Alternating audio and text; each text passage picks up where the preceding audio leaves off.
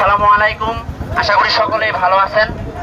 আমরা বৃহত্তর মির্জাপুর ইউনিয়ন হতে একটি স্বেচ্ছাসেবী সংগঠন, তার নাম হচ্ছে ভাওয়াল মির্জাপুর তরুণ সংঘ।